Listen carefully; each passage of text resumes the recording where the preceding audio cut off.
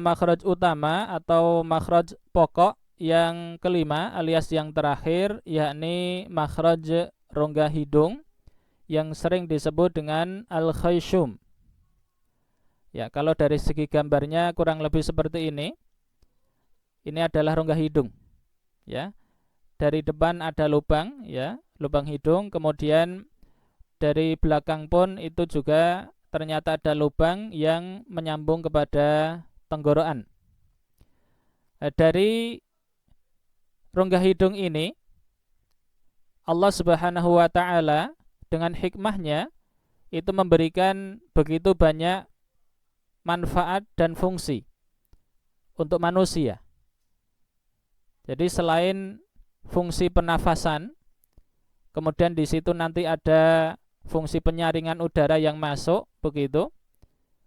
Dilanjutkan dengan apa? Dengan penghangatan udara yang keluar ke paru-paru, yang masuk ke paru-paru ataupun yang keluar. Makanya kita rasakan kalau umpamanya kita meniup itu akan ada unsur apa? Udaranya ada unsur hangat. Nah, selain itu semua, ternyata masih ada fungsi yang lain yang terkait kuat dengan alat pengucapan manusia, khususnya pada huruf mim dan nun. Kenapa demikian? Karena dari rongga hidung inilah keluar bunyi dengung yang sering disebut dengan al-ghunnah, dan ghunnah ini dia punya fungsi sebagai penyempurna dalam pengucapan kedua huruf tadi, yakni mim dan nun, dalam segala kondisi. Sehingga ketika kita mengucap mim dan nun itu harus ada disertai bunyi dengung. Tentunya itu harus sesuai dengan standarnya, ya, menurut arahan dari para qari atau para masyayikh, ya, para asatidzah yang musnid. Kemudian dalam pembahasan lebih lanjut, maka kita akan pahami bahwa ketika mengucapkan mim dan nun ini ada dua bagian. Yang pertama disebut bagian yang disempurnakan, al-juz'ul mukammal, yakni bagian bunyi yang keluar dari mulut, ya.